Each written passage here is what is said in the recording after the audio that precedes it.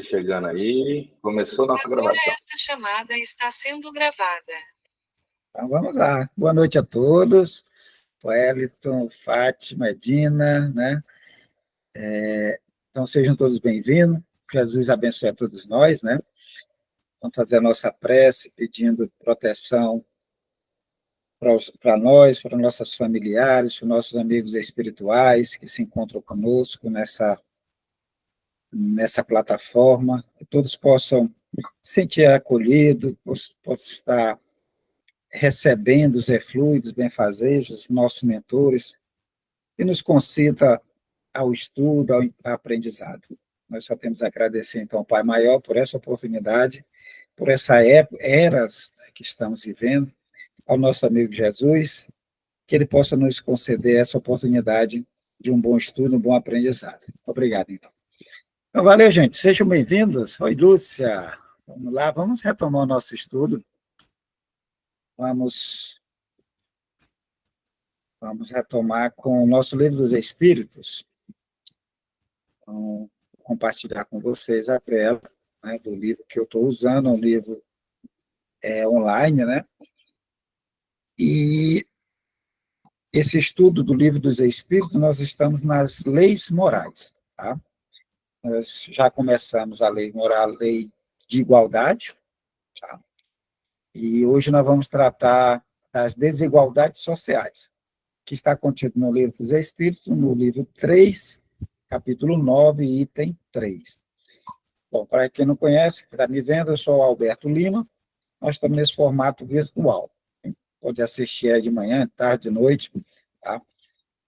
Espero que ajude no entendimento deste livro, que a gente precisa estudá-lo sempre, né? Para os espíritas, os espiritistas, devemos estudar esse livro, mas não só uma vez, mas quantas vezes forem necessárias, porque toda vez ele vai nos ampliando a nossa capacidade de entendimento das leis naturais, da lei do Pai, da compreensão do mundo espiritual, né, da questão do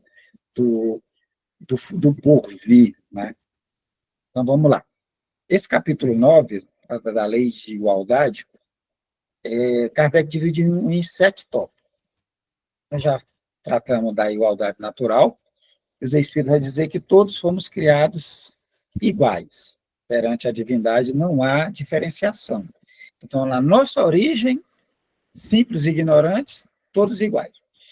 E o processo de crescimento, de aperfeiçoamento, vai nos distanciar um do outro, porque um pode ser mais dedicado, mais ativo, mais interessado, enquanto outros não. Então, nesse processo pedagógico de crescimento, alguns vão se adiantar mais rápido, outros vão continuar mais lento e devagar. Então, a desigualdade ela vai se dar no processo, sendo que, ao final da caminhada, quando atingirmos o estágio de espíritos puros, vamos nos aproximar um do outro de novo. Então, nisso igual, no processo desigual, e no final, a igualdade. Tá? Então, no item 2, ele questiona sobre a desigualdade de aptidões, ou seja, porque um nasce com habilidade para estudo, outro para pintura, outro para economia, né? Por que há essa desigualdade de aptidões? Será que tinha sido Deus que fez assim? E os Espíritos vão dizer que não. Essa desigualdade ela é fruto do crescimento, da busca de cada um. Então, aquele que se dedicou mais vai ter mais aptidões, vai ter mais capacidades para resolver um problema, para entender mais a questão da matemática, a questão da física, da química, da economia, porque ele adquiriu mérito. Então, a desigualdade de aptidões é do processo, é de cada um. Tá? E hoje vamos entrar nas desigualdades sociais. Percebe que estamos falando de igualdade, mas os termos são, para falar de igualdade, tem que perceber que há desigualdades. Então, desigualdades sociais é o tema do nosso encontro hoje. E são basicamente 3 perguntas. Tá?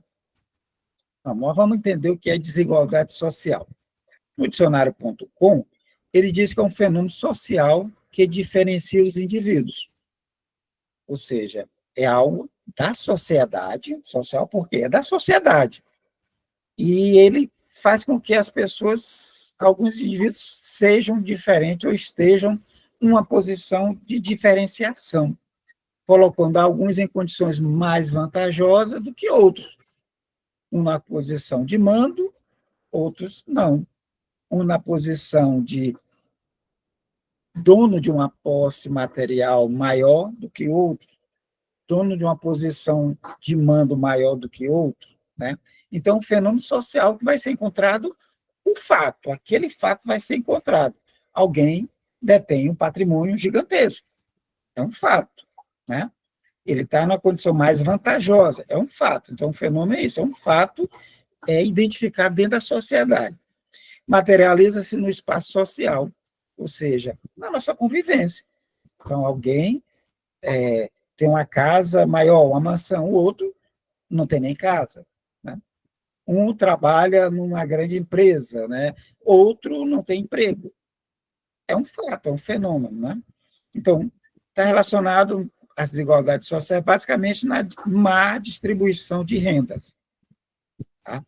Que ocasiona um desequilíbrio econômico entre uma população, estando a maior concentração de riqueza nas mãos de uma minoria. Tá? Então, por isso que a gente fala de desigualdade social, ou seja, não há igualdade dentro da sociedade. Aí, Alberto, sempre foi desse jeito? Por quê? É o fenômeno da sociedade. Não dá para ser igual? Não dá, gente. Será que dá? Eu tenho uma pergunta interessante. Não dá para ser igual, não? Se pegasse uma riqueza do mundo todo e distribuíssemos, né, igualitariamente, né, ia resolver o problema? Muitos acreditam nessa teoria. Olha, a desigualdade é porque alguém concentrou, alguém pegou, e não, pegou a parte do outro, né?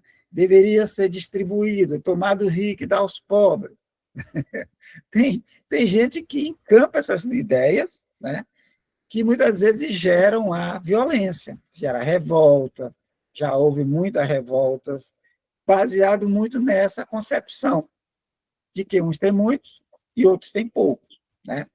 E que deveria ter igual para todos. Mas será que é isso mesmo? Os espíritos vão nos dar muita luz, vão jogar muita luzes sobre essa temática. Mas vamos lá. Vamos lá fazer um passeio pela história, né? Já vamos para civilizações. Roma, né? É uma das grandes civilizações de referência, mais de 1000 anos, né, de seu império. Roma, ela tinha uma pirâmide, né? Coloca uma base de uma pirâmide, que no topo dessa pirâmide, no alto, está o governo, né? São os governantes, né? Seja o rei, seja o senado, a classe política que mandava. E lá ela dividia a sua sociedade entre patrícios. Os patrícios, ou seja, aquelas descendentes das primeiras famílias, eram que governavam, são os patrícios. Tá? Eles detinham um mando. Abaixo dele, né, estavam os clientes, os agregados, parentes, dependentes daquele povo que mandava, né, eram os clientes. Tá? Abaixo deles tem os plebeus, tá? Que a princípio não tinha direito, né, que eram os lavradores, comerciantes, artesãos, né, a massa que fazia parte do exército. Então, eram os plebeus. Eles não eram de famílias ilustres, em geral, era misturado. Tá? E abaixo dos plebeus tinham os escravos, considerado instrumento de trabalho. Então, a própria ideia de trabalho é de trabalho, né? Era uma ferramenta usada nos cativos. Trabalho, eu acho que salvo engano é isso, é quase isso. Mas trabalho surge desse equipamento que era usado nos escravos, ou seja, que simbolizava o trabalho. Quem trabalhava? Os escravos. Tá? seja por guerras provocadas pelo Império ou por dívida. A sociedade ela escravizava, tá? Era normal na Roma. Tá? Então, a maioria da população estava patrícios, os clientes, plebeus, ou seja, a maioria era plebeus e clientes. Os patrícios eram poucos, né? Os escravos era a grande massa, era a base dessa pirâmide. Mas vamos para a Idade Média. Mudou um pouquinho. Né? No topo, os governantes, ou o rei, né? A família real lá estava no topo. E abaixo estava a nobreza e o clero, né? Na Idade Média. Tá? Abaixo deles, cavaleiros e os senhores. E na base estavam os soldados, camponeses e servos. Então, na Idade Média, o sistema escravista ele some. Né? Ele não, ou muda de nome, né? Passa a ser servos, ou seja, o servo ele era locado no território. Era daquela cidade, ele não poderia mudar de cidade, o servo. Ou seja, ele só podia morar ali, naquele feudo daquele senhor feudal, ele não podia mudar. Tá? Então, os servos e os camponeses. Isso nós vamos ver também nesse sistema, na Índia, por exemplo. Né? O topo, os brahmanes, os sacerdotes. Né? Aí vinha abaixo os kshatriyas, né? Os guerreiros, as vaisyas, né? Os comerciantes, sudras, que eram os operários, e, na base mesmo, os párias. Os párias não tinham direito algum. Tá? Então, desigualdade. Nós vamos ver em tempos modernos, odiernos, né? Isso é sair na rua, você vai ver. Né? Crianças, os coletores, né? Pessoas vivendo de coleta de lixo, né? De reciclagem. Você vai ver a discrepância já em prédios enormes, periferias, em situações, muitas vezes, sem o básico, né? De saneamento, né? Então, a gente percebe isso nessa imagem aqui, dá-nos para a gente entender. Criança no lixão e atrás grandes prédios, grandes condomínios, e, ao mesmo no meio ali, aquelas casas não tão bonitas. Né? E aqui é o emblemático. Né? Acho que isso aqui, se não me engano, é no Rio de Janeiro. Se eu estiver errado, vocês me corrijam. Né? É um condomínio de luxo, né? Fronteiriço a uma favela, né? Ou uma comunidade. Tem um muro, tudo verdinho, o condomínio, cada varanda uma piscina, né? E do outro lado, casas comuns ou casas sem essa beleza toda, né? Mostrando que quem está aqui à direita, né, desse condomínio tem um poder aquisitivo, aqui do outro lado tem outro tipo de poder aquisitivo bem menor. Né? Bom, modernamente, então, se divide em classes. Né? Classe A, né, pessoa da classe A, né, maior poder aquisitivo. Pessoal da classe B, um bom poder aquisitivo. Classe C, padrão de vida razoável. Né? Classe D, tem limitações financeiras, acesso a bens e serviços. E ainda tem a classe E, população em condições de pobreza extrema. Né? E aqui é uma charge que coloca, né? Filho, né? iPad para você. Do outro lado, filho, você vai e pede, né? A charge bem tacando essa questão. Tem um iPad, alguém ganhando, e o outro você vai ter que pedir, né? Pois bem, feita essa apresentação inicial, essa introdução, nós vamos para a questão que Kardec levanta, a questão 806. É lei da natureza a desigualdade das condições sociais? Tá?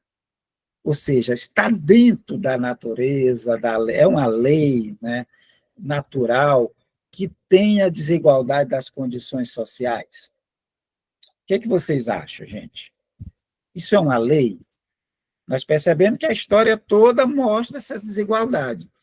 Isso, então, deveria ser uma lei natural? Lei da natureza, essas desigualdades nas condições sociais? O que vocês acham? Preciso de ajuda agora.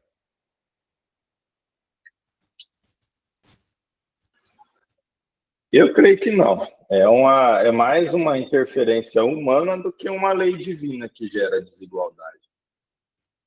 Mas não tem sempre, o tempo todo, Wellington, desde lá, né, dos clãs, da antiguidade, a gente vai vendo que tem essa desigualdade. Não dá a impressão que isso é natural das sociedades? Não, porque os homens são diferentes, né? Então, cada um tem uma capacidade diferente, o desenvolvimento de cada um é diferente.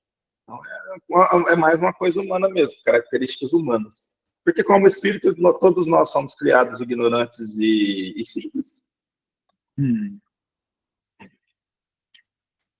E aí? Também concordo que não, Alberto, porque eu acho que é uma da condição humana isso aí. E é fruto ainda do nosso egoísmo, do nosso orgulho, que a gente ainda não despertou, né? Assim, no total, né? Porque, claro que já tem algumas pessoas mais solidárias, mais fraternas, mas, assim, no geral, principalmente por parte, né, pelo menos não é essa questão de você pegar tudo e distribuir por igual, porque a gente sabe que a lei do progresso, para poder você caminhar, tem que ter uma concentração, né, em alguns para que alavanque, mas pelo menos ter uma distribuição justa, né, mais justa. Sim, quem levantou a mão? Eu. Vai, ué. A questão da distribuição da riqueza aí, que você até disse no começo. Será que não dava certo, não, então, a gente dividir? O Evangelho comprova que não. Ó, vou ler só um pedacinho, capítulo 16 do Evangelho segundo o Espiritismo, item 8, desigualdade das riquezas. A primeira questão que se apresenta é essa, porque não são igualmente ricos todos os homens. Aí ele vai falar lá, opa, peraí que eu saí do capítulo aqui. Desigualdade das riquezas. Ele vai dizer o seguinte, por que não são igualmente ricos todos os homens? E ele mesmo responde, não o são por uma razão muito simples, por não serem igualmente inteligentes, ativos e laboriosos para adquirir, nem sóbrios e previdentes para conservar. E, aliás, ponto matematicamente demonstrado que a riqueza, repartida com igualdade, a cada um daria uma parcela mínima e insuficiente, que, supondo efetuada essa repartição, o equilíbrio em pouco tempo estaria desfeito pela diversidade dos caracteres e das aptidões, que, supondo a possível e durável, tendo cada um somente com o que viver, o resultado seria o aniquilamento de todos os grandes trabalhos que concorrem para o progresso e o bem-estar da humanidade. É maravilhoso isso, né? Os espíritos nos dizem que sai dessa ilusão. Sai da ilusão. Mas tem criaturas que se apegam a isso. Aí que vai ver, né? São rebeldes, são preguiçosos, que querem viver da sociedade, mas muitas vezes sem contribuir, né, para o desenvolvimento da sociedade. Né? Geralmente é quem não produz para os outros. Não produz geralmente nem para si mesmo, e que dirá para os outros. E fica imaginando se distribuir, porque tem gente que tem mais ou tem muito, vamos pegar, vamos invadir, ou seja, um pensamento de revolta, né, contra a organização. É claro que tem muita coisa que precisa ser melhorado, mas muitas vezes levou a revoltas, levou a saques, a matanças, em nome dessa ideia de que todos podem ter as mesmas condições. Mas os espíritos nos dizem que nós somos diferentes em aptidões. Né? Alguns, se você der a riqueza, ele não vai saber conservar. Né? Ele não vai saber conservar a riqueza.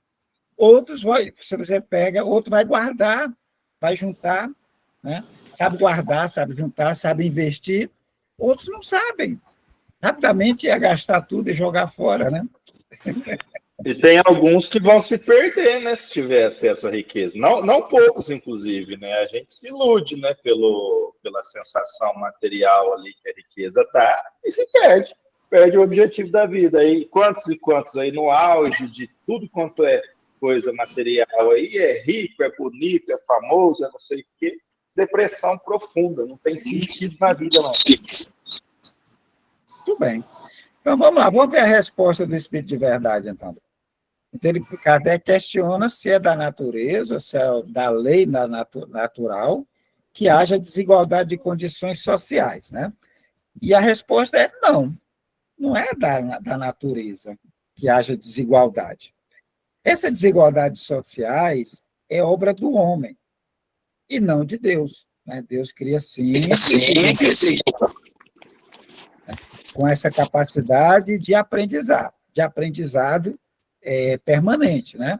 Então, os homens vão se organizando em sociedades, né? E aqueles com mais ganância, mais habilidade, eles assumem o poder, toma para si, saqueia, junta, vai acumulando riquezas e vai provocando essa desigualdade. Então, a gente vai perceber que foi o próprio homem que vai criar desigualdade. Quando ele cria uma casta, né? Lá na Índia, né? Olha, você dessa casta, você não pode mudar de casta. Você é servo, você não pode deixar de ser servo. Você vai ser servo. Você não podia nem sair da vila.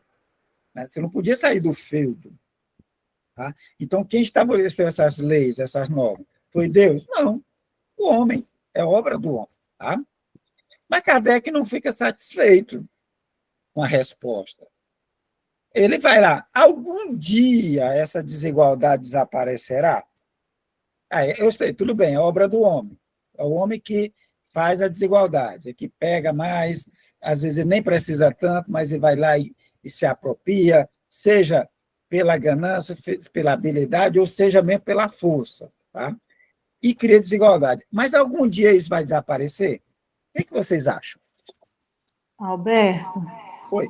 eu penso assim, que a desigualdade, né, até como a gente viu aí, ela não vai desaparecer, mas vai haver um equilíbrio, eu creio, quando essa humanidade, e eu também creio, porque eu sou positiva, que as pessoas já estão melhorando, dando chance a todos, né, dando chance de estudar, né, tendo as mesmas oportunidades que aquele rico tinha, somente o rico, o patrão, e quando ele queria se amostrar, né, mostrar para a sociedade que era poderosão, ele dava chance ao escravo e botava para estudar. E aí via que ele também tinha inteligência, que ele também se destacava. Então, hoje, os pobres também têm esse direito de estudar, e a gente vê aí grandes feitos, né, pelas pessoas que saem da favela, até mesmo das ruas, quando elas dão chance a elas, chance de emprego, e as chances, a oportunidade dos direitos. Então, igualitar assim, né, ficar igual, no caso, eu creio que não, claro, mas vai dar um equilíbrio quando a gente deixar de ser egoísta, né, e pensar no outro como um irmão. Boa ideia. Alguém mais tem outra ideia se vai acabar a desigualdades sociais? Se ela vai desaparecer? É por aí mesmo, quando a gente trabalhar a questão do egoísmo e do orgulho, mas aí a gente vamos ter, como você falou, das aptidões, das funções, porque aí vai ter essa desigualdade, porque cada um vai ser um mérito de cada um, pelo esforço, pelo trabalho, pela procura. Então, vai ter sempre essa, como se diz, essa desigualdade de aptidões. Agora, voltando assim na questão, Alberto, daquela pessoa que se encontra em situação miserável mesmo, e a gente vê que tem uma história por trás, né? Então, se a gente não olhar, mas assim, olhar com os olhos, com a lente do Espiritismo, então a gente vai ver que tem uma história. E aí o Espiritismo diz, não existe vítima, né? Mas sim, como se diz, injustiça, né? Não é assim que fala, né? Não existe injustiça, não existe injustiçados, né? Injustiçado, é. E aí a gente vê, assim, qual é a história que tem para aquela pessoa renascer ali, naquela situação, né? Então, assim, o que é que ela fez? Será que foi uma pessoa que já teve muitos bens, e que, como se diz, e não soube dar né, um direcionamento correto? E aí a gente vê a questão do resgate, né? A questão da misericórdia divina através de uma reencarnação. Mas é claro que isso aí não vai impedir né, da gente desenvolver a nossa solidariedade, a nossa fraternidade. Que às vezes também essa situação é também para poder a gente ter o desenvolvimento desse sentimento, né? Tudo bem. Então, vamos ver a Eu resposta? concordo, eu até concordo com o que a Edna está dizendo, sabe? Mas Vai. eu vejo assim, com tudo que ela falou aí, do resgate, né? Que a pessoa não soube aproveitar aquela vida que teve anterior, foi muito rica e fez da riqueza dele coisas que não deveria ter feito, né? Mas eu continuo sempre com aquela tecla. Enquanto o ser humano não tiver a capacidade de se colocar no lugar do outro, a gente nunca vai ter essa igualdade que a gente sonha. Tem esperança, mas eu sou bem realista. É muito difícil, viu? Porque todos nós sabemos o que devemos fazer, né? Estudamos para isso, mas quando a gente vai ver na prática, não praticamos. Ficamos muito só na teoria. Mesmo sabendo o que se deve fazer, aprende, mas a prática não é praticada. Mas será, o mesmo, que a gente não está querendo que essa mudança ocorra rapidamente, não? Olha, se olharmos ao longo da história, a gente viu lá os patrícios, né, que tinham dinheiro, que tinham poder. Os outros não tinham direito. Os outros ninguém tinha direito, era só aquele pequeno grupo. Se a gente desse um pouquinho na Idade Média, o rei, né, era que detinha o poder absoluto, principalmente os déspotas, né? Depois foi transformando essas monarquias para a constitucional e foi aparecendo direito para os outros. Hoje nós temos, né, em dias atuais, uma Constituição que nos equipara, né, dando direitos que não tínhamos, né? Ou seja, as mudanças aparentemente estão acontecendo, né? E será que não é porque a gente está querendo que seja muito mais rápido, não, esse progresso? Não tem como ser rápido, não, Alberto. É isso que eu digo. A gente tem esperança, mas a probabilidade disso acontecer é muito grande, entendeu? A gente sabe que a resistência de quem tem para quem não tem é grande. Quando ele vê o filho da empregada na universidade, ele já não gosta porque aquela ali vai ter a mesma oportunidade do filho dele. Essa é a realidade. Então, assim, até esse pessoal ter essa consciência que todo mundo tem o direito de uma sombra, né? Não é dizer que o sol nasce para todos, que faz poucos têm direito para sombra, não. Todo mundo tem direito a uma sombra, desde que tenha uma oportunidade. Então, assim, vai acontecer? Vai, mas pelo menos a gente que está nessa encarnação vai esperar pelo menos 50, 100 encarnações para isso vir acontecer. Nós temos que lembrar também que nós estamos num mundo, né? Segundo os espíritos, trazendo aqui para nós, um mundo que está no segundo estágio ainda, né? Acreditamos o quê? Quando chegarmos no mundo de regeneração, essa desigualdade vai estar bem menor, né? Quando chegarmos a mundos ditosos, né, não vai ter mais esse problema, né? Vai desaparecer as desigualdades sociais, né? Aí retoma lá o que o Edina fala, né? Mas outro tipo de desigualdade vai ter, principalmente de aptidões. E o que a gente poderia ter como referência hoje, né, principalmente o espírita, é a colônia Nosso Lar. Né?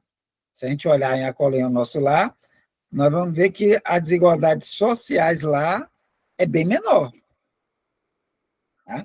A desigualdade apresentada por André Luiz é bem menor, as desigualdades sociais lá, né? Mas ainda tem.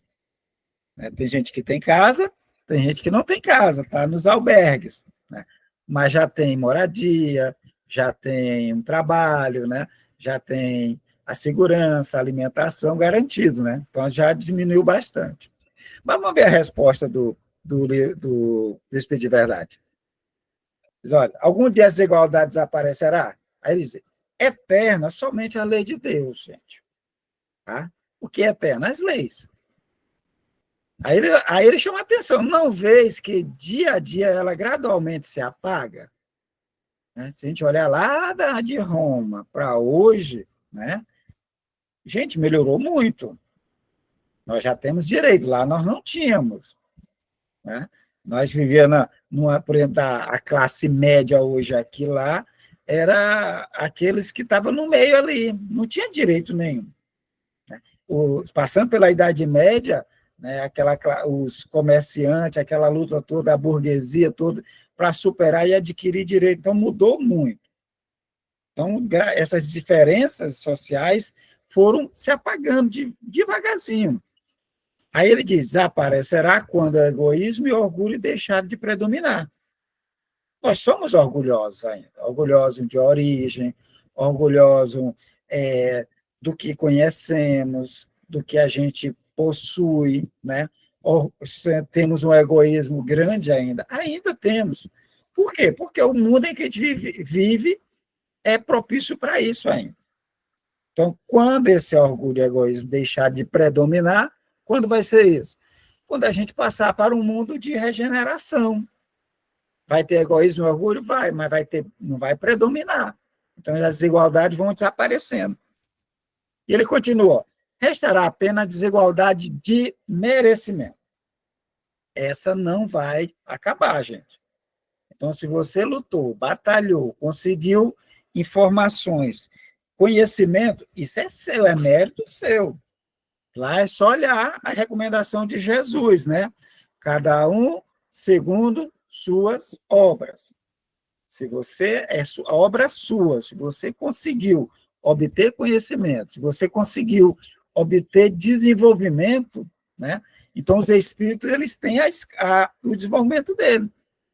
Espírito terceira ordem, segunda ordem, já tem mais merecimento. Quando você coloca lá no mundo espiritual a narrativa é o quê? Os espíritos, quanto mais é luminoso, né? Maior o grau dele. Então, não tem nem como negar o espírito é mais elevado, porque a luz que ele emite é maior. Aquele que não tem aquela luz, ele já é subordinado de imediato, e sem aquele orgulho, né? Ele quer o quê? Atingir aquela luz também, aquele grau de merecimento. Então, dia virá em que os membros da grande família dos filhos de Deus deixarão de considerar-se como de sangue mais ou menos puro.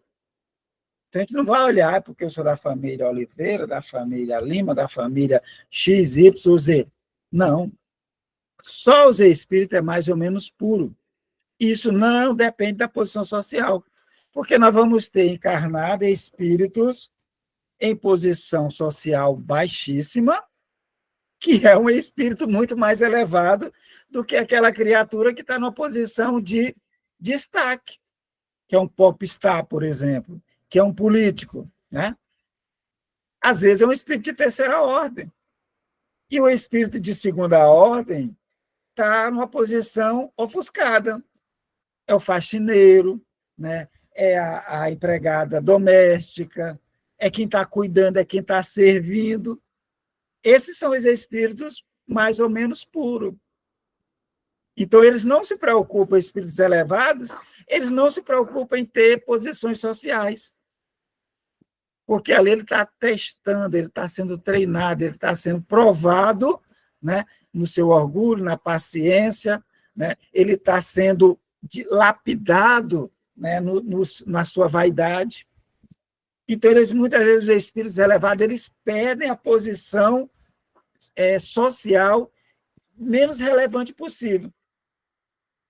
E, às vezes, a gente, com o nosso olhar material, a gente olha, empregado doméstico, né, não tem valor.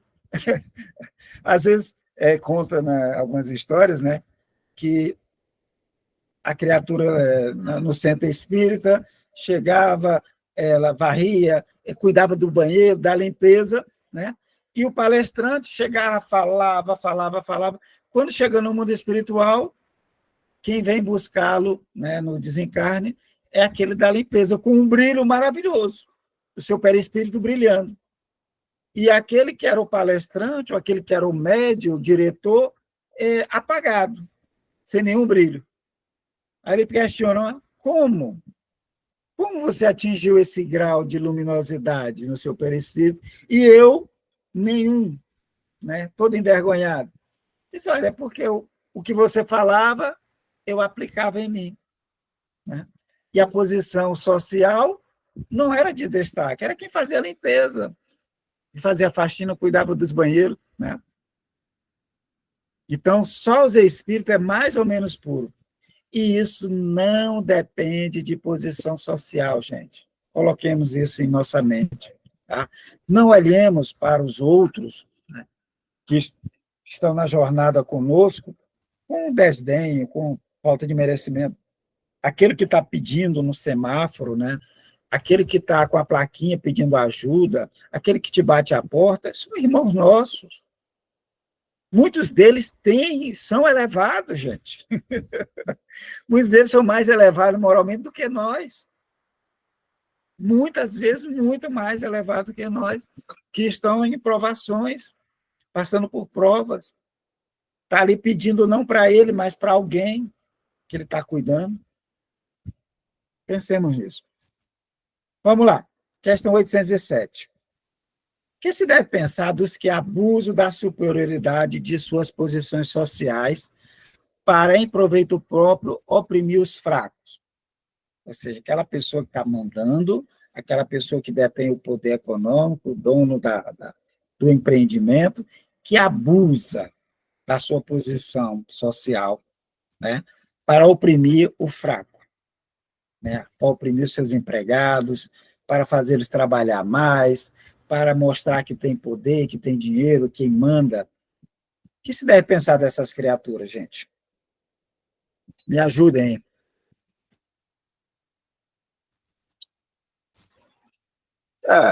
O que eu acredito que aconteça é que essas criaturas vão ter que passar por situações aí de privações, de bastante privação, também para poder lidar com essa questão aí da vaidade, do orgulho.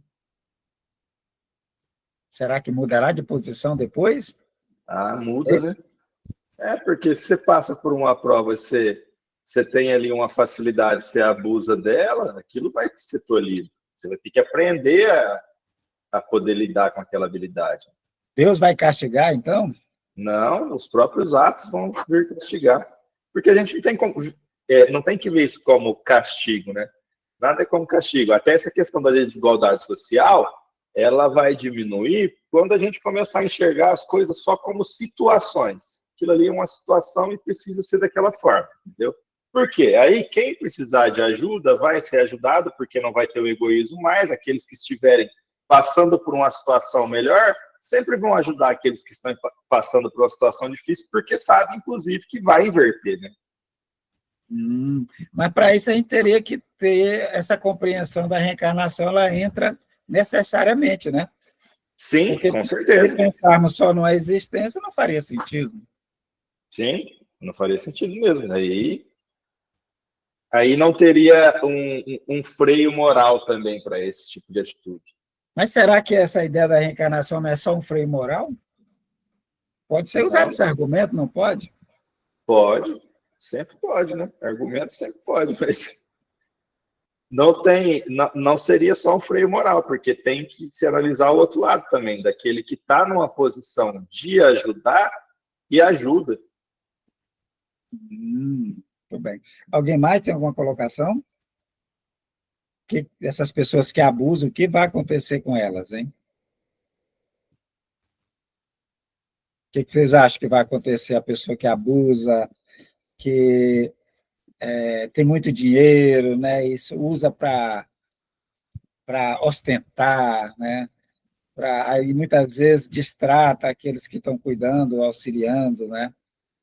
O que vocês As acham? pessoas que abusam da posição social na questão de poder, ainda que seja uma pouca quantidade de poder. Por exemplo, as pessoas que têm decisões políticas, por exemplo. Até o próprio, né, o chefe de setor, né, por exemplo, do trabalho, né? Se aproximar mais, né? Acaba abusando disso. E aí a gente vê, até utilizando o seu exemplo anterior, que em nosso lar não tem tanta desigualdade social, a começar pelas pessoas de cima, né? Pelos espíritos mais elevados, aqueles que são os que mais trabalham. E você não vê benefício nenhum, não se narra nenhum benefício material para eles lá. Eles têm o benefício de colher os méritos de trabalhar mais que os outros, mas não tem posição de destaque algum.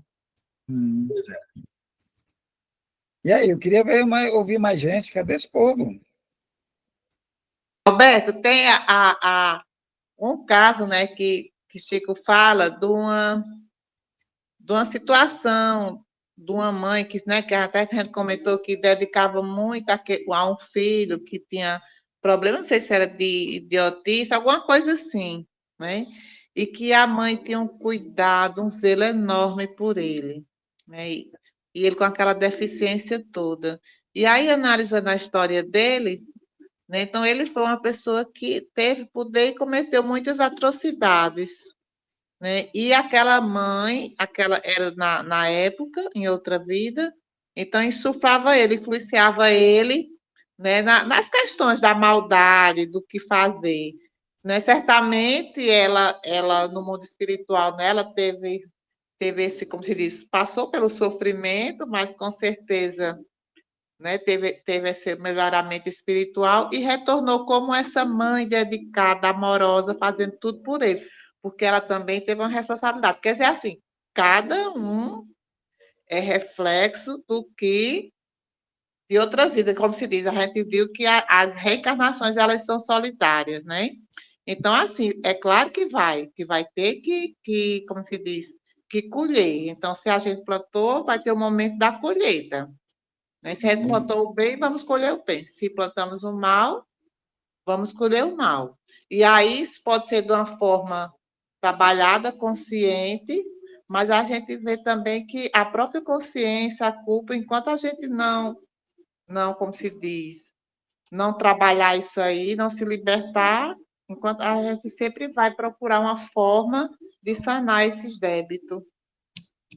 Interessante é que a gente vai ver nos próximos capítulos do livro Mensageiro alguns casos, né, que remetem a essa questão da posição social, posição de mando e do abuso. Né? A gente vai encontrar nos próximos, acho que 2 capítulos seguintes, espíritos passando por essa situação, nos mostrando as consequências do abuso, né, dessa superioridade da posição social. Vai ser bem interessante que a gente vai conseguir ver casos exemplificar, né? E que, se não tivermos a compreensão da reencarnação, fica difícil entender isso. A pessoa, não, só tem essa vida. Então, é um estímulo a você abusar. Eu tenho que aproveitar tudo, só tenho essa chance. Né? Mas a ideia da vida futura trazida por Jesus, né? A certeza que não há morte, que ele também nos comprova, né? Nos remete a pensar nessa vida futura. O que eu estou fazendo agora? O que eu estou plantando na posição social que eu me encontro, né? Mas vamos, então, alguém mais falar alguma coisa? A gente vai para a resposta do livro do Espírito de Verdade. Alguém mais? Não, né? Ninguém levantou a mão. Então, vamos ver a resposta dessa colocação de Kardec. Merece anátema. Olha a resposta do Espírito de Verdade. Pessoas que abusam da superioridade de suas posições sociais em proveito próprio para oprimir os fracos, merece anátema. Né? Que danado é anátema? Né? Vamos ver o sinônimo de anátema. Execração, merece ser condenado, merece ser proscrito, ser retirado. Né? Repúdio, eu acho, repúdio é a melhor colocação aqui. Merece ser repudiado, né? Quem pensa desse jeito, tá? Quem faz isso. Por quê? Aí ele diz, ó, ai deles, né? Ou seja, é quase uma ameaça, mas não é uma ameaça, é mais uma sensação dolorosa, né? Ai dele, ai dessas criaturas, né? É um ai de te sentir assim, olha, não vai ser nada bom. Ai deles. Serão a seus turnos oprimidos. Tá? Aí ele coloca, ó, renascerão. A ideia do renascimento, a ideia da reencarnação como justiça divina, gente. A reencarnação ela é a chave da justiça divina. Se você fez o bem, plantou o bem, auxiliou no bem, a sua próxima existência vai ser bem melhor. Né? Agora, se você tem uma posição de mando e não pratica o bem, você machuca, você engana, o seu renascimento vai ser uma consequência do que você aprontou, né? Aí ele diz, olha, renascerão numa posição, numa existência em que terão de sofrer tudo o que tiverem feito sofrer os outros. É quase a lei de Talião, né? Ele nos coloca aqui a renascimento. Você fez o outro sofrer, tá? Você vai ter que aprender. Ah, Alberto, isso é um castigo? Não, gente. O Hélio já chamou a atenção. Não é questão de castigo. Deus vai castigar porque você fez o mal. Não. Tá? É plantio, é consequência, é colheita. A próxima existência nossa deriva dessa existência. Nós estamos preparando a próxima existência agora, com nossas atitudes, nossos atos. Se a criatura tem uma posição de mando, muita facilidade para fazer o bem, ele poderia fazer o bem com a posição de mando, com dinheiro? Ele poderia auxiliar dezenas, milhares de pessoas? E não faz.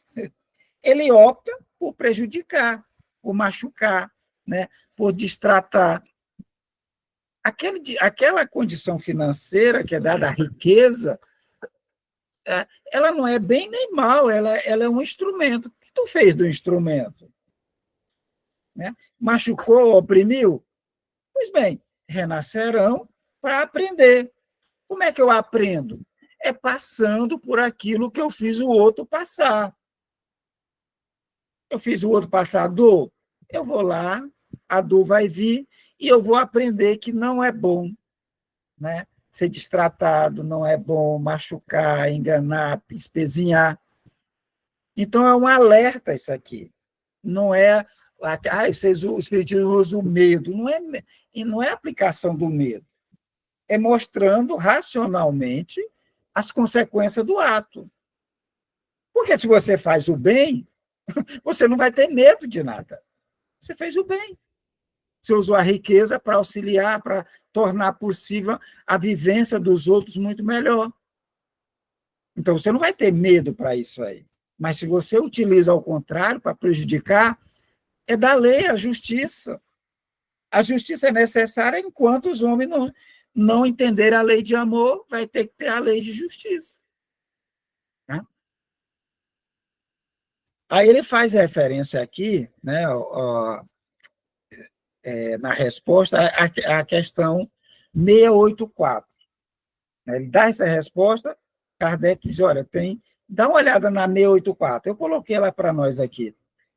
Que se deve pensar dos que abusam de sua autoridade, impondo aos seus inferiores excessivo trabalho. Isso a gente já viu lá atrás, tá? Então, o que se deve pensar dessas pessoas que abusam da autoridade? Ou seja, é uma pergunta parecida, tá? Só Kardec, na frente, ele refez a questão. Aí vamos ver o que os espíritos respondem. Que alguém que abusa da sua posição e impõe excessivo trabalho aos outros, né? Eles, olha, uma das piores ações que você pode fazer é abusar da sua autoridade para impor aos inferiores excessivo trabalho. Todo aquele que tem o poder de mandar é responsável pelo excesso de trabalho que impõe aos seus inferiores. Porquanto, assim fazendo, transgride a lei de Deus. Que lei? Lei de amor, gente. Nós vivemos regido por leis eternas, leis imutáveis. Então, Deus, quando nos cria, ele coloca dentro das leis dele. Tá? Fez o bem, lei de amor, nos dá resposta favorável no bem. Fez o mal, entra em causa e consequência. Sempre. E aqui, nessa questão, ele remete a 273, né? Ou seja, perguntas e respostas intercaladas que elas fazem um sistema, né? Uma fecha a outra. Na 273, será possível que um homem de raça civilizada reencarne por expiação numa raça de selvagem? Quando tratou lá da reencarnação, né? Aí ele diz, olha, é possível que um civilizado reencarne numa raça de selvagem, tá? Mas depende do gênero de expiação. Aí ele coloca um gênero aqui, ó. Um senhor que tenha sido de grande crueldade para seus escravos, poderá, por sua vez, tornar-se escravo e sofrer os maus tratos que infligiu ao seu semelhante. Lei de causa e consequência. Você foi dono de escravo, numa existência. Na outra, ou mais na frente, a posição que você vê a gente de escravo. Para sofrer como punição? Não, para aprendizado.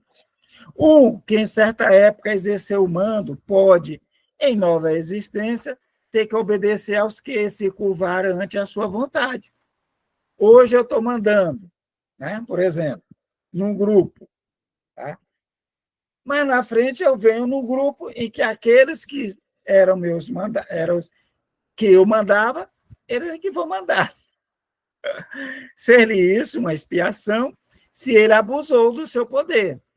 Olha, se ele abusou do poder, é uma expiação. É passar pela experiência, tá? Do que ele fez ao outro. E Deus poderá impô-la a ele. Também o espírito bom pode querer encarnar no seio de povo selvagem, ocupando posição influente para fazê-los progredir. Aí é uma missão. O espírito não precisa, e ele diz, olha, eu quero ajudar. Eu quero ajudar aquela comunidade. Eu quero ajudar aquele povo lá, naquela aldeia. Ele pode reencarnar, sim, né? Mas como missão para ajudar. Beleza? Perguntas, colocações? E aí? O que acharam da lei de igualdade e da desigualdade?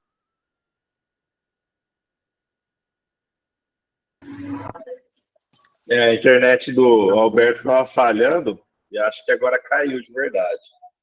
Aguardar um minutinho que ele já deve voltar. Desculpa aqui, gente, eu apertei no botão errado. Só um instante eu volto para a tela. Vocês podem falando aí. Agora de uma das reencarnações de Emmanuel, né? Que foi senador e na outra ele veio como escravo. Né?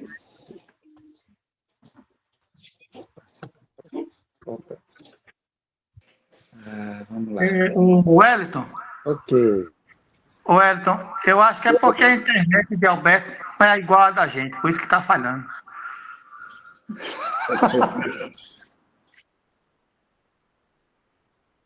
Agora não está dando para te ouvir, Alberto. Foi Vieira mesmo, apertei no botão errado, gente. Agora foi. Eu, em vez de mudar a tela, eu apertei no sair da página. Pois, vamos lá. Pronto, vamos... Alguém tem alguma pergunta, alguma colocação?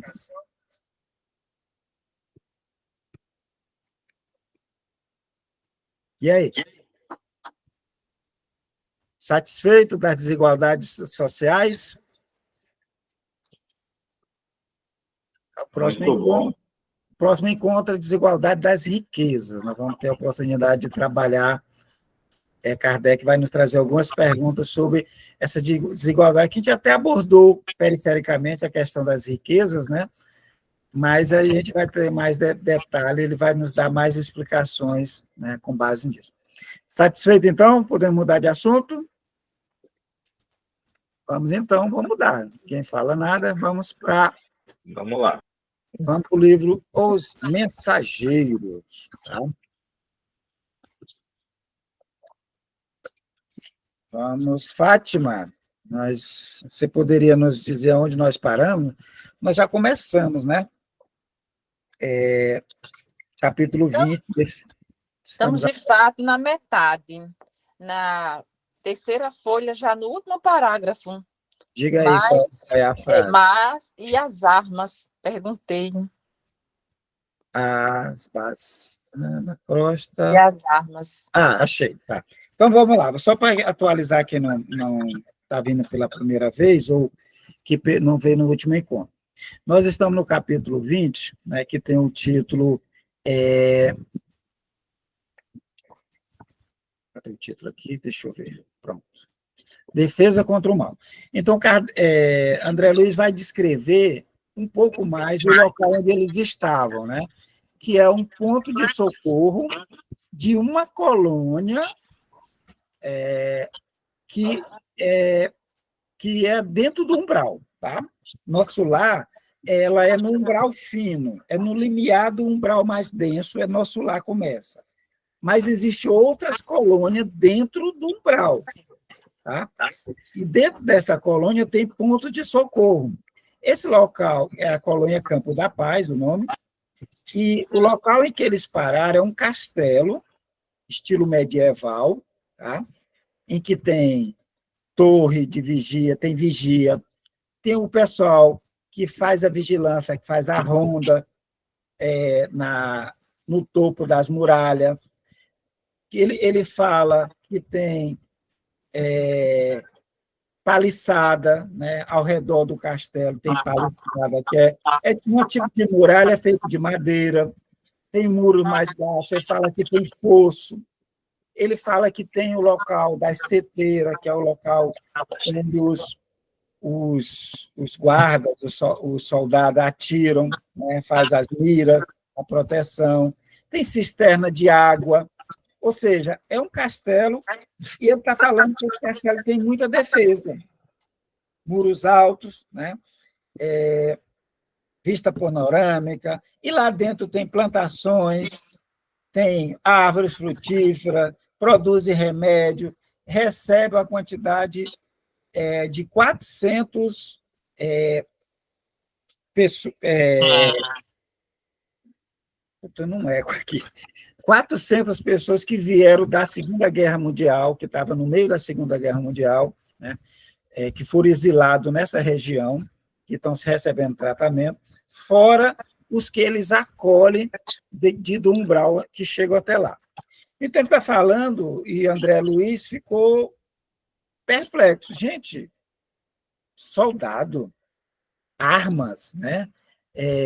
Proteção, força, tudo isso. Aí ele pergunta, né? E as armas, né?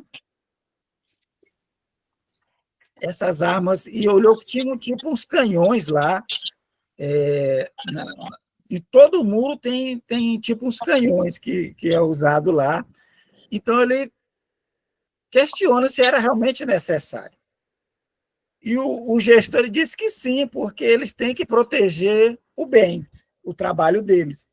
O trabalho lá não é guerrear contra os espíritos malignos que estão ali, dedicados ao mal, que formam verdadeiras cooperativas do crime. Eles dizem, olha, não estão para brigar, mas se atacar, eles sabem que tem defesa. Tá? Se atacar, vai ter defesa. Ou seja, tem como aquele castelo se manter ou manter o serviço. Tá? Então, por isso que tem as defesas, os muros altos, as paliçadas, o fosso, as portas grossas e os canhões. Tá? Pronto, vamos lá. Aí, vamos lá, Fátima. Pronto. Mas e as armas? Perguntei. Acaso são utilizadas? Como não? Disse Alfredo, pressuroso. Não temos bala de aço, mas temos projéteis elétricos. Naturalmente, a ninguém atacaremos. Nossa tarefa é de socorro e não de extermínio. No entanto, aduzi sob forte impressão. Qual o efeito desses projéteis? Assustam terrivelmente, respondeu ele, sorrindo e, sobretudo, demonstram as possibilidades de uma defesa que ultrapassa a ofensiva. Só um instante, Fátima. Ok. Eu só queria ler aqui para a gente relembrar, ó, que no umbral, né, o Alfredo vai me dizer que entidades perversas e ignorantes, lá eles formam cooperativa, ou seja, facções, gente. Aqui tem facções criminosas, a gente sabe, PCC, Comando Vermelho, no seu um monte de facções, sindicato. No mundo espiritual também tem entidade perversa e ignorante, cooperativa para o mal. Lá tem sistema econômico feudalista, ou seja, tem os lordes, tá? Que tem seus exércitos, que aprisiona, que mantém as criaturas no sistema de casta no mundo espiritual. Eles fazem exploração de certas forças da natureza, principalmente as forças sexuais. escravos sexuais no mundo espiritual, vaidade tirânica, difusão de mentira, escravização, né? Escravização dos que se enfraquecem pela invigilância. A pessoa chega lá e pode ser escravo, andando no umbral pode ser escravizado, tá? Doloroso cativeiro dos espíritos falidos. O espírito chega cheio de remorso, né? Pelos erros que ele comete, eles podem ser escravizados e ficar cativo por muito tempo, né? Paixões mais desordenadas do que as da terra lá. Inquietações sentimentais, terrível desequilíbrio da mente. Você chegando lá, desequilibrado, né? Você corre o risco de ser aprisionado. Alberto, esse desequilíbrio surge de onde? Da nossa mente, das nossas consequências do que fizemos, da vida que vivemos, que levamos, né? Do que a gente faz ao outro. Provoca desequilíbrios. Provoca a invigilância da gente, leva a gente a cometer erros absurdos, que as quedas. Chega lá, eles aproveitam. A gente chega cheio de remorso, vai ser escravizado. Em todo lugar, né, as quedas espirituais perante o Senhor são sempre as mesmas. Tanto aqui como lá. Tá? Aí ele usa, olha, nós não temos bala de metal, mas ele diz que tem um tipo de munição elétrica. Tá? Então, é bem mais avançada do que aqui. A munição já lá é elétrica, os projetos lá é elétrico. Mas eles, olha, nós não estamos para atacar ninguém. É só para defesa. Tá? Aí ele diz, e a causa alguma coisa? Qual o efeito desses projetos elétricos? Aí o Alfredo vai dizer, olha, assusta mesmo. Tá? Assusta.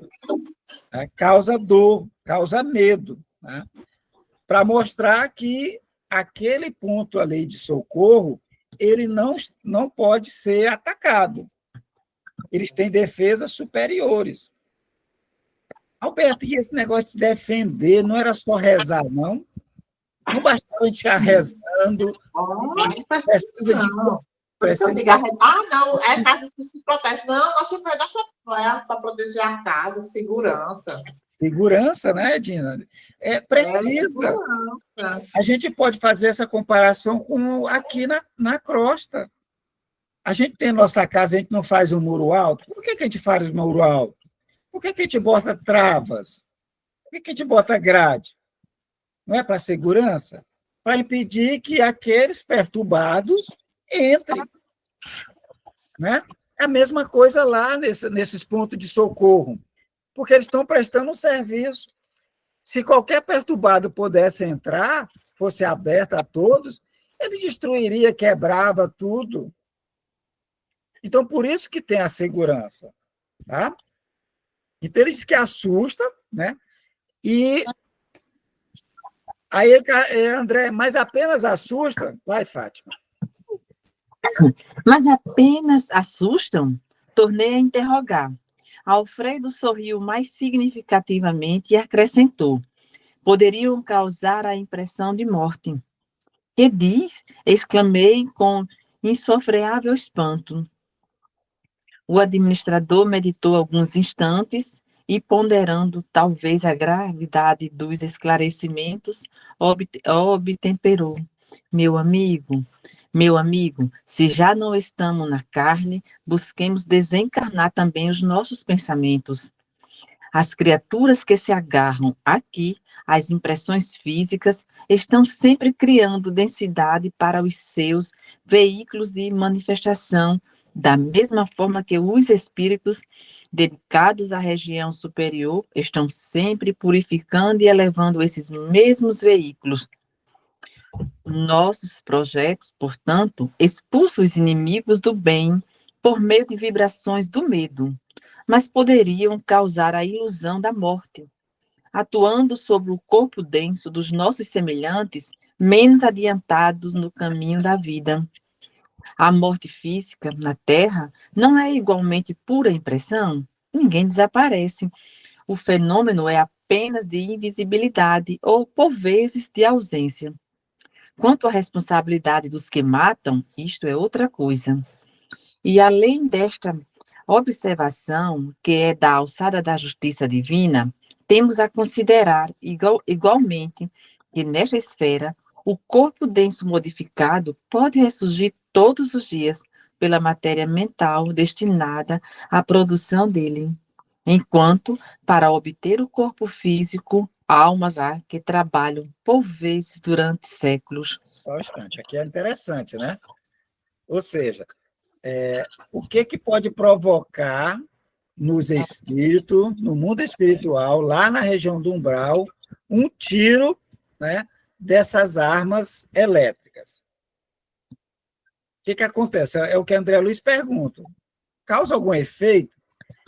Aí o Alfredo vai dizer, olha, poderia causar impressão de morte. O espírito lá, ele poderia achar que morreu. E aí, gente? É possível isso, o espírito morrer? Isso aqui causa uma dúvida e uma barulheira enorme. Eu quero saber de vocês. É possível o espírito, no mundo espiritual, dentro do umbral, ele morrer? Ah? Não, Alberto. Oi? Não, Alberto. Não? O espírito, ele não é imortal? Mas ele não tem um corpo lá, tal qual aqui? Sim, mas aí é só o perispírito. Como se diz, que é a matéria, não é isso? O espírito Sim. também está lá.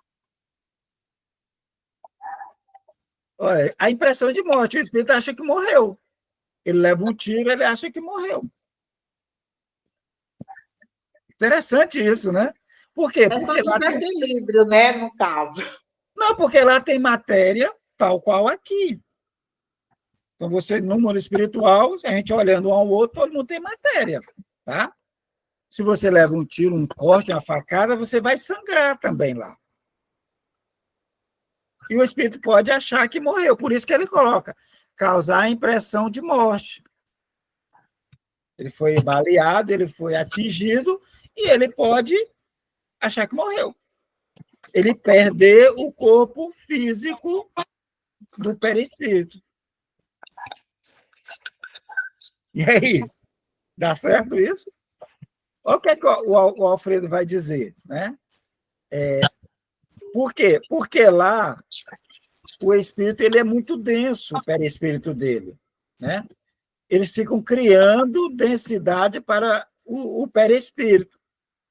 Quanto mais ligado ao mal, à violência, aos prazeres ainda materiais, o espírito fica materializado, denso. Ele levando um tiro, ele vai sentir todos os efeitos. Né? Os espíritos superiores, o que acontece? É o contrário. O espírito superior ele vai purificando o perispírito vai ficando cada vez mais sutil para os elevados. Para os espíritos ligados à matéria, aos prazeres ainda, ele vai ficando mais denso, mais enegrecido, mais pesado. Então, daí ele sentir tudo que houver um tiro, um disparo, um corte, ele vai sentir as impressões. Então, ele diz, nossos projetos, né, expulsam os inimigos do bem através de vibrações do medo, mas poderia causar a ilusão da morte, atuando sobre o corpo denso dos nossos semelhantes, menos adiantado do caminho da vida. Então, ele pode ver o corpo dele se destruir, aquele corpo que ele está usando. É a mesma coisa que acontece na Terra. Ele faz essa comparação. Quando a gente leva um tiro aqui, né, o corpo morre. O espírito vê que o corpo morreu. Mas ele renasce do outro lado. Né? Ele não renasce do outro lado, ninguém morre. Mas a sensação é a mesma, ele perdeu o corpo. Então, ele pode perder aquele corpo perispiritual denso lá. Né? Aí ele vai falar, ó, o fenômeno da morte é a divisibilidade, mas o espírito não está vivo com outro corpo. Tá? Então, ele vai dizer, ó, A morte física na Terra não é igualmente pura, ninguém desaparece. Pois bem, é apenas um fenômeno de visibilidade. Aí ele vai falar da responsabilidade, né? Mas ele coloca aqui, o corpo denso, modificado, pode ressurgir todos os dias. O espírito acha que morreu e depois ele surge no outro corpo, no outro perispírito. Ele forma de novo o corpo através da matéria mental. Então, ele atrai novamente outro corpo, outra matéria para o seu perispírito. Já o corpo físico é mais complicado. Aí ele vai dizer, olha, o corpo físico precisa o quê? De um outro processo. Mas para o corpo perispiritual, ele pode se renovar. Quando o espírito muda de um planeta para outro, né, ele larga o corpo perispiritual daqui, vai só o espírito. Quando chega no outro ambiente, ele atrai a matéria e forma seu perispírito. O corpo mental, como ele quer, como ele imagina o corpo físico, ou a forma, vai atrair elementos para formar um novo perispírito. Então, pode morrer? Pode, a sensação de morte. Ele perde o perispírito, levou um tiro, né? O corpo começa a se esvair e o espírito achou que morreu. E depois ele acorda em outro lugar com outro corpo. Mesmo processo de quando a gente perde o corpo físico. Deu para entender? Aí ele fala que também, mesmo lá no mundo espiritual, as armas é de defesa, não é? Agora tem a responsabilidade. Se eu estou lá de vigia na torre e eu miro para matar, eu miro para matar quem está atacando, né? Aí ele fala, a responsabilidade do que mata é outra coisa. É para defesa, não é para matar. Você atira, né, para assustar, para manter, olha, tem defesa, você não pode atacar. Então, há o ataque coordenado dos espíritos perversos. Quem estiver lá na torre, nos muros, nas amuradas, vai atirar também. Tá? Mas não para matar. Se eu estou lá e eu não erro um tiro, né? Eu sou bom de tiro, começo a atirar nos espíritos que estão atacando, eu vou ser responsabilizado por aquilo. Porque não é função os vigias lá das torres daquele castelo matar. Né? Aí ele diz, a lei da sobrevivência é da alçada divina. Mas já o corpo denso, o corpo material, precisa o quê? Um outro processo. Para o espírito conseguir um corpo material, aí ele diz, olha, às vezes ele vai trabalhar durante séculos para conseguir uma nova oportunidade. Né? Décadas trabalhando, se esforçando para conseguir um novo corpo, porque o processo é diferente. E aí, tranquilo? Vai, Alberto, me diga uma coisa, tive uma dúvida dessa impressão da morte aí. No caso aí, quando o pessoal atira para se defender, e no caso que é aquele que está escravizado, né, pelas outras, como você diz aí, pelas gangues aí, eles também podem fazer esse processo com a outra pessoa que está lá, que está escravizado, que está lá, torturando? Sim, ele sente a tortura. O corpo dele é denso. Não, eu sei que sente, mas eu quero saber, ele também vai ter essa impressão também, no caso, de se torturar até que ele sentir que morreu de novo? Sim, Adina. Sente dor, sente todo o sofrimento. Não, eu sei que sentiu todo o sofrimento. Agora, assim, dessa questão da morte que você disse, que é isso que eu não entendi direito. Eles podem, os perfis perversos, matar aqueles que estão lá como seus escravos. Eles podem matar. Né? O espírito que sofre a pancada na cabeça lá, ele pode achar que morreu e acordar no outro canto, com outro corpo. Né? Machucado ainda, aí vai ser tratado. Entendeu? É tal qual aqui. Mesmo processo. É que ele fala, né, da sensação de morte. Tá? Dúvidas? Aí tem que. Aí ele fala aqui, ó, ele alerta, ó, né? Meu amigo, se já nós estamos na carne, busquemos desencarnar primeiro os nossos pensamentos. Tá? Ah, não, só tem morte aparente na carne. Mas se você olhar, ninguém morreu, foi só invisibilidade, não foi? A mesma coisa lá, o corpo denso, o perispiritual, ocorre a morte, o espírito tem a sensação de morte e reaparece no outro canto. Aquele corpo perispiritual foi destruído, ele aparece com o outro, tal qual acontece conosco, quando a gente desencarna, aparece no mundo espiritual com outro corpo. Mesma coisa, mesmo processo. Ainda com dúvidas? Tranquilo, gente? É puxado, mas a gente tem que abrir a mente, tá? Porque o espírito elevado, ele faz o quê? Ele purifica, tá? Ele se purifica o perispírito, cada vez mais sutil, mais luminoso. Mas o espírito ligado à matéria, ele fica mais denso, fica mais materializado. Ele precisa purificar. Ele não está purificando, ele está denso. Se aconteceu um disparo nele, ele vai sentir que morreu. Vai ter a mesma sensação, só que ele não morre. Ele reaparece com outro corpo, porque o corpo mental vai atrair de novo outro perispírito. Mas ele vai levar a sensação, a pancada, o golpe, onde foi, vai estar sangrando do mesmo jeito. Vai ter a ferida. Tá? Podemos passar? Alguém tem dúvida? Entendi, Alberto. Vai, Fátima. Vicente e eu calaramos, estupefatos.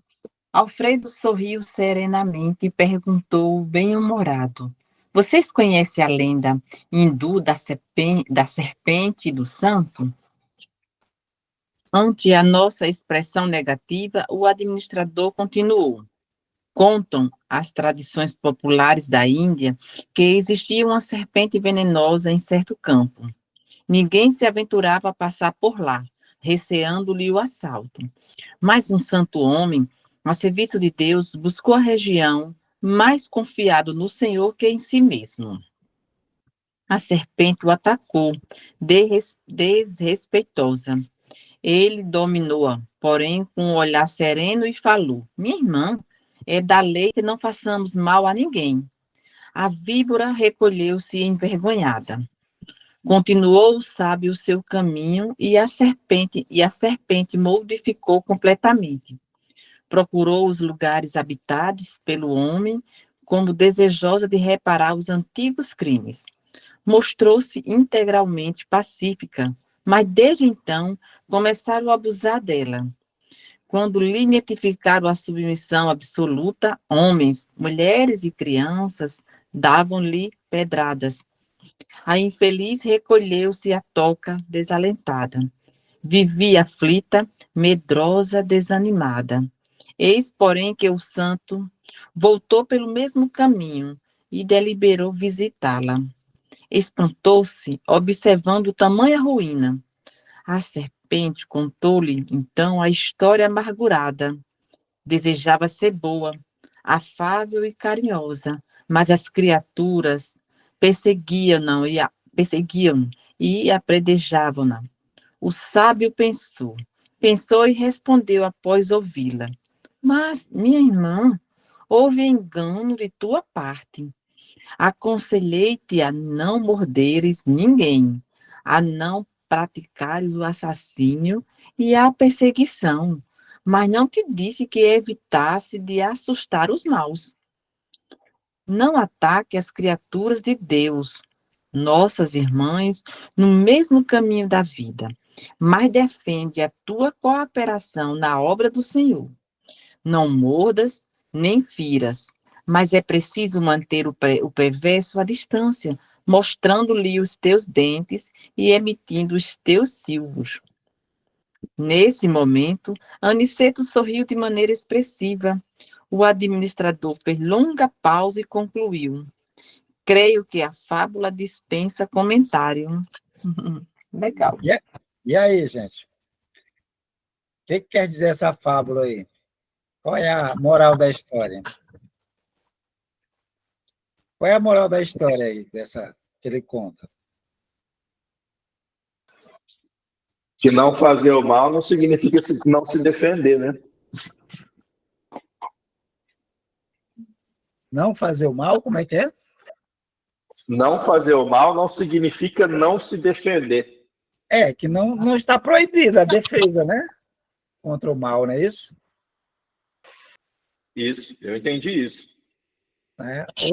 Ou seja, enquanto não tivermos na lei de amor, os homens tiverem perfeitamente conhecimento e aplicação da lei de amor, precisamos nos defender. Nós precisamos, no caminho do bem, ou na prática do bem, ou na obra do bem, o bem tem que ser defendido. Tem que ser duro, firme, quando necessário, né? Temos que ser previdentes, temos que tomar atitude, muitas vezes, de proteção, temos que proteger, se é uma instituição, a instituição, seja ela física, seja ela, se alguém estiver falando mal, porque tem gente, as pessoas voltadas à prática do mal, né, de perturbação, eles querem destruir tudo. Então, enquanto a gente não está trabalhando no bem, ninguém critica. A partir do momento que você começa a trabalhar no bem, começa a arar, né, segundo as palavras de Haroldo, você começa a arar a terra para produzir, as pragas e as ervas daninhas vão surgir, vão atacar com tudo. E a gente precisa defender. Porque tem criaturas que se você deixar, ela entra na sua casa e vem perturbar.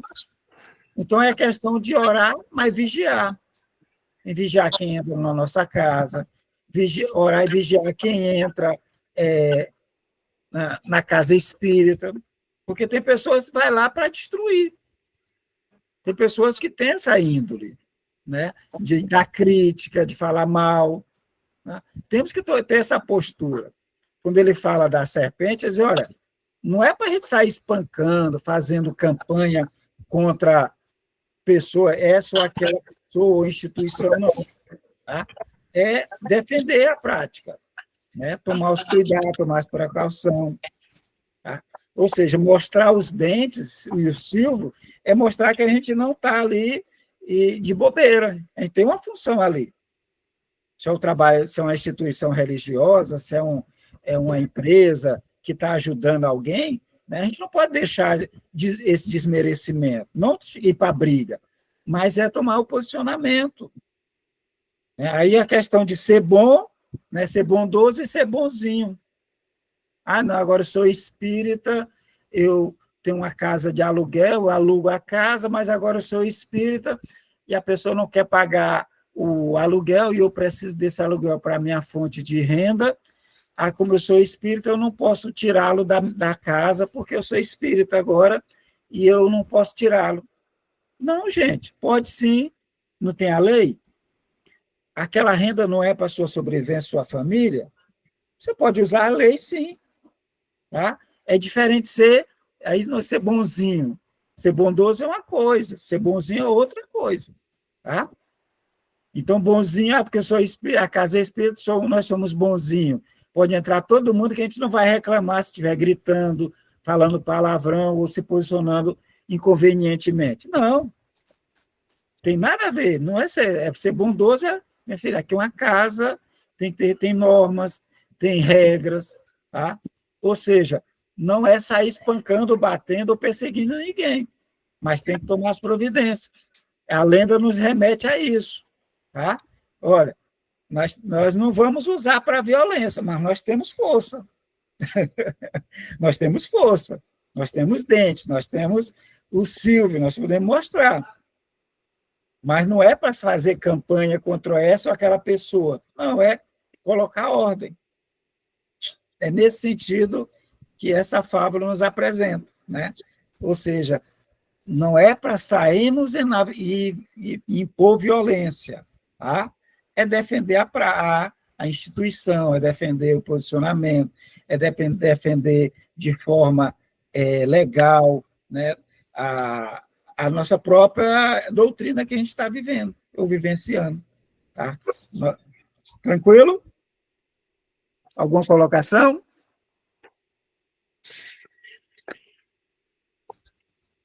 Observações?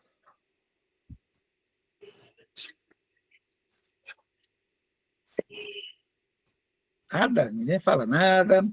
Tudo tranquilo? Foi ótimo, Alberto. Foi muito bom. Deu para entender. Temos que fazer nossa parte, né? É nossa parte, gente. É o orar e vigiar, né? Cuidar. Cuidar para proteger a nossa família, né? Ah, pessoa espírita, alguém está distratando, quer entrar, quer bater. Epa, peraí, calma. Você tem força, você vai lá e se impõe. Ah, eu sou espírita, você é bom, você não pode ser bonzinho, tem que ser bondoso, né? Mas não podemos ser bonzinho também, não, porque a gente ainda vive num mundo em que as criaturas precisam, né, que muitas das vezes que apresente essas placas, né? Diz, olha, calma aí, não é desse jeito, não. Né? Mostrar que a gente tem nossos dentes, nossas garras também, não para machucar, mas para a defesa dos nossos entes queridos, dos nossos interesses, da sociedade como um todo. Tranquilo? Então, próximo encontro, vamos entrar no próximo capítulo, leiam, tá? Leiam as desigualdades da riqueza, leia também o próximo capítulo 21, tem muita coisa interessante. Então, que Jesus abençoe a todos nós, que tenhamos uma ótima noite, uma ótima semana, que todos possam ter bebido um pouco dessas informações salutares e que nos abre a visão para o mundo espiritual. Então, pedimos as bênçãos e a proteção dos nossos mentores, para que todos possam estar em paz e ter uma ótima semana. Muito obrigado a todos vocês. Boa noite.